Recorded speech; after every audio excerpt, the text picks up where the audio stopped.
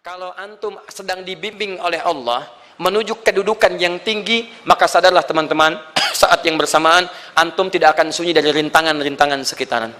Catat itu baik-baik. Anda kedudukan biasa, naik luar biasa, maka hambatannya itu akan semakin meningkat, tidak sama dengan sebelumnya.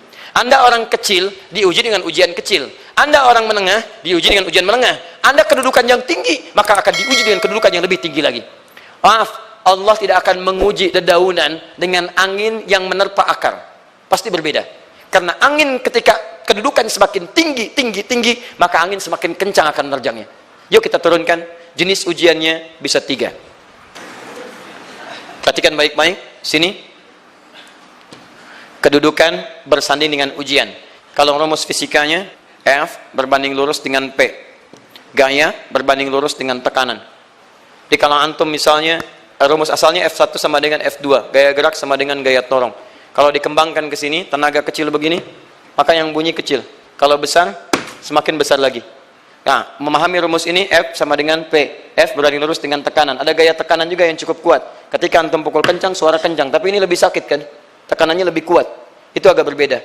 Itu dalam persepsi positif. Dalam persepsi negatif juga bisa. Gaya berbanding lurus dengan tekanan. Semakin orang banyak gaya, semakin tertekan hidupnya. Ya? Tanya. Sekarang lihat sini. Rumus ini kalau kita turunkan lewat ayat, am hasibtum an tadkhulul jannata. Apakah Anda akan duga begitu mudah masuk surga? Walamma ya'tikum mathalul ladzina khalau min qablikum. Sementara Allah belum menguji Anda seperti orang dulu yang dijamin surga mendapati ujian. Apa jenis ujiannya? Ini manhaj hidup kita dan kita berhenti di sini. Maaf, saya mungkin hanya 5 ayat dulu untuk hari ini ya. Massathumul ba'sa. Ujian pertama disebut dengan ba'sun. Jamaknya ba'sa. Ba'sa. Ini masih ringan. Misal, jarang ke masjid, sekarang mulai ke masjid. Begitu antum ke masjid, Allah kasih ujian. Sesuai dengan kadar niat antum. Kasih hujan gerimis. Ke masjid gak? Itu ba'sun. Begitu antum ke masjid, orang Arab katakan, nazil matar. Turun hujan. La ba's, la ba'sa, la ba'sa. Gak ada masalah. La ba'sa, tidak ada masalah. Serap ke dalam bahasa Indonesia, lewat. Labas. Labas, lewat. Ringan. Berarti, kalau antum diuji dengan yang ringan, maka antum kadarnya masih ringan, akan dinaikkan kepada yang menengah. Akan yang menengah. Hati-hati betul. Kalau antum belum lulus yang di sini, maka antum akan terus sampai di sini, sampai lulus di sini. Sampai lulus. Antum mau berangkat ke masjid gerimis bisa. Tiba-tiba nggak jadi di rumah. Istri antum mengatakan, "Pak, kok nggak ke masjid? Hujan mah, kan cuman gerimis, takut teriak, Masya Allah." Padahal antum misalnya belum kuat untuk berangkat, maka antum akan terus diuji di sini. Lihat rumusnya, Quran surah kedua ayat 286. La yukallifullahu nafsan illa. Allah tidak akan pernah menguji seorang hamba di luar kadar kemampuannya. Jadi kalau antum masih ujian yang ringan, antum diberikan yang ringan. Antum naik menengah, diberikan yang menengah. Antum naik lagi level tinggi, diberikan ujian yang berat. Menengahnya disebut dengan darrun. Waddarra, dari ba'sun jadi darrun. Jama'nya darra. Sudah menyakiti fisik. Kena fisik. Sudah melukai. Hujannya makin deras. Ya. Kalau dalam kehidupan, yang ini mungkin celaan biasa. Sudah berubah ya. Masya Allah. Sekarang jilbabnya sudah panjang. Masya Allah. Semakin panjang ya. Nyaingin Batman ya. Masya Allah. Udah banyak. Begitu sudah mulai pakai cadar, ninja. Oh, Masya Allah. Dorra. Sudah nggak enak ke fisik. Dorrun. Lihat rumusnya ya. Lihat rumusnya baik-baik. Ini lebih menenangkan pada jiwa. Ketika Anda dalam level-level seperti ini artinya Allah sedang menaikkan iman Anda dalam level yang lebih tinggi lagi. Jadi ketika ada celaan menghunjam dalam lisan seseorang, sudah mulai menyakiti, itu sebetulnya pengakuan dari Allah lewat lisan orang itu, bahwa Anda sedang diangkat keimanan pada tingkat yang lebih tinggi. Ada yang mengatakan, kamu kenapa sih pakai jilbab begitu? Yang biasa aja kali. Yang iman biasa sudah banyak. Saya ingin menampilkan keimanan yang luar biasa. Supaya dengan iman itu saya lebih mendoakan mama. Saya menampakkan amalan-amalan. Mudah-mudahan pahalanya bisa buat mama. Masuk dengan bahasa yang baik. Masya Allah. Jadi kalau antum bisa melawan hal-hal demikian dengan bahasa yang indah, itu nyaman kepada jiwa. Kadang-kadang ada kalimat-kalimat yang tidak perlu pakai dalil, teman-teman sekalian. Kembalikan ke sini. Terakhir, wazulzilu zilzal. Zulzilu. Zilzal. Gempa. Goyang. Dia ada ujian yang bisa menggoyangkan diri kita. Membuat gempa hati kita. Antum sudah nggak kuat, kadang-kadang di jalan sempoyongan. Padahal nggak ada gempa di luar. Cuman hati kita kayak kena goncangan. Diserang sana, serang sini, nggak bisa tidur, nggak bisa makan, tawarin ini susah, itu susah. Wazulzilu. Bahkan hatta yaqula Rasulullah walladzina amanu ma'ahu mata nasrullah. Sampai-sampai Rasul SAW, bahkan orang-orang beriman, bahkan yang setelahnya bisa mengatakan, kapan ini berakhir? Akan tiba masa Anda mengalami satu situasi sampai Anda mengatakan, kapan berakhirnya yang seperti ini? Serang, serang, serang. Perhatikan, jika Anda berada pada level ini, saya ucapkan selamat kepada Anda. Karena Anda akan diangkat pada kedudukan yang tertinggi di antara sekian ujian yang ada. Zilzal. Artinya Allah akan naikkan Anda pada derajat yang tinggi. Karena hukum ujian tadi, la yukallifullahu nafsan illa wus'aha. Allah nggak akan menguji seorang hamba di luar batas kemampuannya. Jadi kalau Anda sudah dipandang oleh Allah siap menerima yang ini, maka Anda akan diberikan zilzal. Kalau Anda nggak mampu, Anda hanya akan diberikan darra atau ba'sun. Dimohon maaf, kalau di antara jamaah yang hadir saat ini, Anda merasa sedang punya masalah yang berat, membuat hati Anda goyah, saya ucapkan pada Anda, dari sekian hamba Allah yang ada di muka bumi, cuman Anda yang diberikan itu. Artinya Allah akan mengangkat derajat Anda. Ayo bahagia.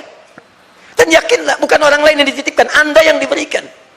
Allah percaya pada Anda, kenapa Anda tidak yakin? Bukan orang lain. Jadi mustahil Allah memberikan ujian berat kalau Anda nggak sanggup. Karena cuma Anda yang sanggup, Anda yang dikasih. Makanya jangan mengeluh. Jangan katakan, ya Allah, kenapa saya, ya Allah? Why me? Kata Allah, why not? Kamu yang bisa. Yang lain tidak.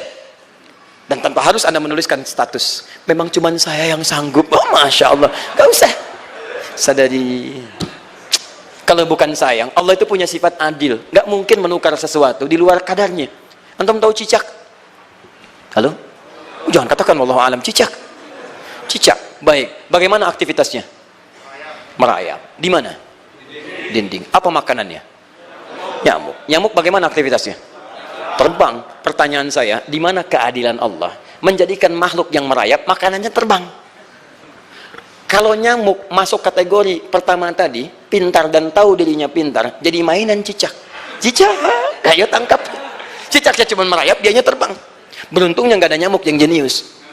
Tapi yang paling hebat, perhatikan bagaimana lisan orang tua kita menanamkan kalimat-kalimat untuk menanamkan tauhidullah subhanahu wa ta'ala. Cicak diam merayap. Perhatikan, yang Allah tuntut pada cicak, merayap kamu. Walaupun cuma diam-diam. Lihat baik-baik, diam merayap. Datang seekor, Masya Allah, ketika dia merayap, nyamuk datang. Lihat, bukan cicak mendatangi nyamuk, tapi nyamuk mendatangi cicak. Kalau cicak tidak merayap, mustahil nyamuknya datang. Allah hanya tunjukkan, kamu merayap ya, nyamuk datang. Sekalipun dia merayap, cuman diam-diam, nyamuknya datang. Jadi hukum Allah itu kalau dipatuhi, nikmat kehidupan. Cicak gak merayap, nyamuk gak datang. Cicak merayap, nyamuk datang. Datang seekor nyamuk. Setelah itu, silahkan. Jadi kalau kita teman-teman ikuti hukum Allah, mau berat, alhamdulillah. Mau ringan, alhamdulillah. Ya mau sedang, alhamdulillah. Begitu diangkat, artinya ada pengakuan dari Allah, iman kita akan diangkat. Cuman, bahasa Nabi Ya'qub alaihissalam kepada Yusuf alaihissalam, mesti ada persiapan dalam mengatasi itu semua. Tidak cukup hanya mendiamkan saja. Maka kata Nabi Ya'qub, jangan kisahkan dulu. Bikin dulu pemetaan-pemetaan untuk mudah mengatasi itu semua. Ini poinnya. Anda harus punya rencana.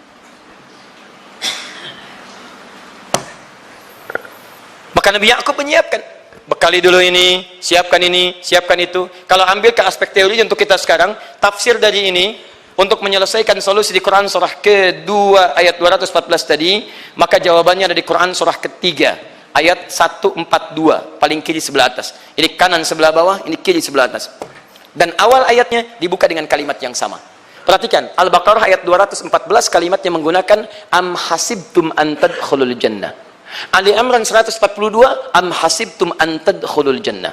Yang Al-Baqarah itu ujiannya, walamma ya'tikum mathalul ladzina khalau min qablikum masathumul ba'sa wad-dharra waz-zulzilu. Yang Ali Imran itu solusinya. Am hasibtum an tadkhulul jannata walamma ya'lamillahu alladzina jahadu minkum wa ya'lamas sabirin. Saya tutup sampai sini dulu. Teman-teman perhatikan, walamma, sedangkan Allah ya'lamillahu alladhina jahadu minkum, belum melihat kesungguhan Anda untuk mengatasi berbagai persoalan kehidupan itu. Kalimat jahadu, akar katanya dari kata al-juhdu, serius, sungguh-sungguh. Jadi kalau persoalan Anda ingin segera selesai, Anda mesti serius. Hei yang sedang kuliah, kalau mau cepat selesai kuliahnya, serius belajarnya, pahami dengan baik. Kalau Anda nggak pernah serius, bagaimana bisa menyelesaikan pelajaran dengan baik? Hei yang sedang berumah tangga, kalau ingin baik rumah tangganya, serius dalam berumah tangga, keluarkan hukum-hukum Allah, terapkan dalam kehidupan rumah tangga, Anda akan mendapatkan manfaatnya. Hei yang sedang berbisnis, serius dengan pekerjaan, karena hanya orang serius yang bisa menghasilkan kekayaan-kekayaan yang terbaik.